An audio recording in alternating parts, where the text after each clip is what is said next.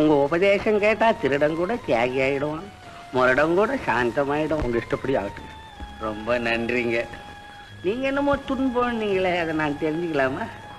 ஐயா, இன்பம் இருக்கே அது மனசுல தேங்கி நிக்கணும். ஆனா துன்பம் அப்படி இல்லை, பல கிளைகளா பிரிஞ்சு ஓடணும். அப்பதான் மனசுக்கு ஆறுதல் கிடைக்கும்.